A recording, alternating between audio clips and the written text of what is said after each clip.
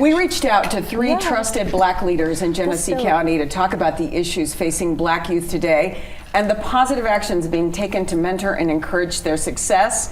We welcome celebrity chef Nate Brown, involved dad Sean Hart, and business owner Charlie Dobson in the middle. Thank you for joining us. Absolutely. Thanks for having us. It's an important discussion, and one statistic I found, the Annie E. Casey Foundation last September reported that Black students are twice as likely as their white peers to be in inadequately funded school districts.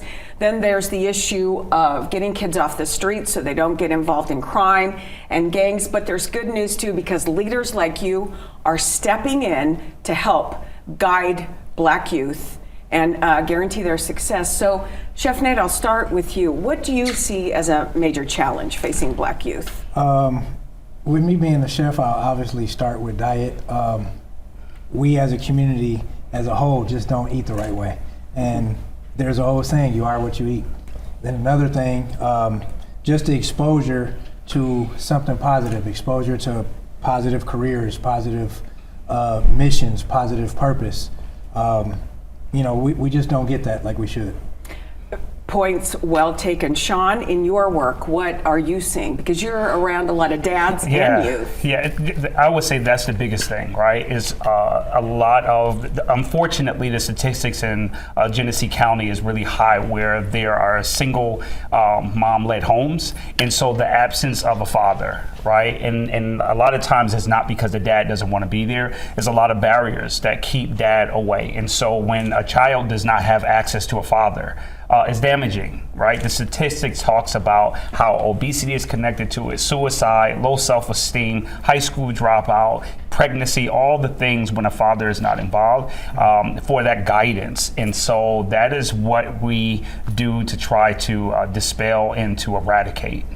And we thank you for what you do because, as you mentioned, it's very important. Charlie, you're in and among a lot of young people, and you and I run into each other all the time at the gym and in other places.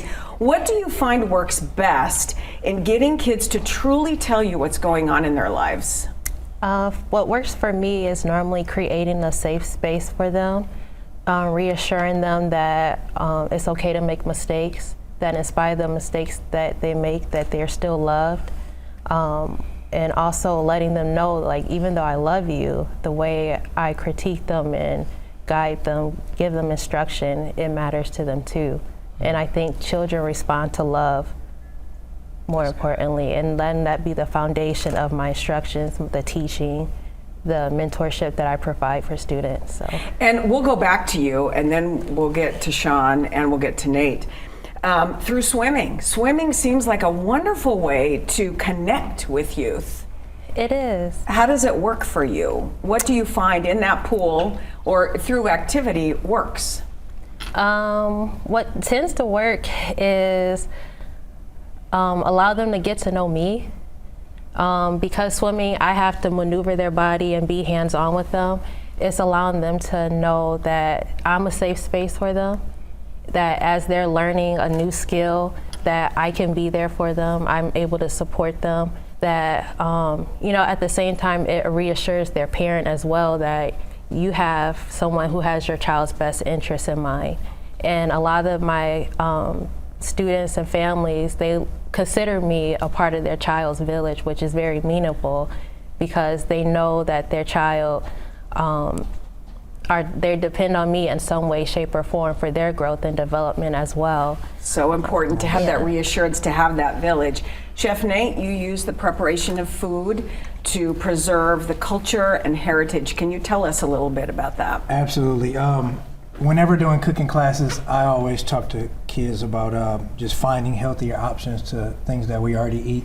And along with that, I think it's important to actually sit at the table and just eat as a family and have those conversations. And I talk about all the time, like there's a lot of healing at the dining room table. And it's not just what we're consuming, edibly, but, the conversations, that safe space. Yeah. You're sitting down enjoying a good meal, you get to just let your day go and just sit and enjoy that time. I did it, with my son, with my kids growing up. My youngest right now, we've put a assertive effort into at least once or twice a week sit down as a family and put the electronics down, have a good meal and a good conversation. We sat one day, I asked my wife, how much was gas when you graduated high school? And when she said it, my daughter's ears perked up, and it started a whole conversation about all kind of things that have happened in the last, 20 years, just us talking about gas, while eating dinner. I tried to do that with my kids. It's that captive audience. And speaking of captive audiences, Sean, you're a motivational speaker. What do you find resonates? What's important in what you do when you're trying to get through to the dads and the youth? Yeah, the biggest thing is identity, right? Because a lot of times they believe that they are their worst moment.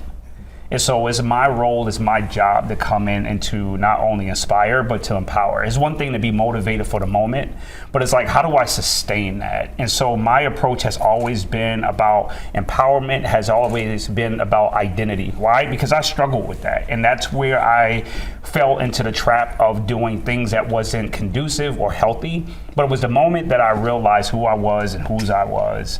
Everything did begin to change, right? Because I had connection to my heritage. And so that's what I'm really big on, is helping those dads understand who they are and whose they are, and connect that connection to the child. Like, man, listen, that child need to know where they come from, what's their DNA, the bumps, the bruises, all of that. That is what will help cultivate that young boy or young girl when they know where they come from, give them a sense of pride. Because just, a lot of them that I work with, they don't know where they come from, right? They don't know who they connected to. But the moment they have that connection, everything begins to open up. And so that's my message that I send to a lot of my families. And we need to grab onto that as people, no matter, who we are. Yeah. And so in this last minute and a half that we have, I want to finish by asking each one of you to give me one phrase, one sentence to look in that camera and tell youth that this is what has helped you and what they can aspire to, because they all have talent and they all have something in them that they need to share with the world. So we'll start with you, Chef Nate. I'll just say, you are the superhero. You don't have to look out, anywhere for that superhero. That superhero is within.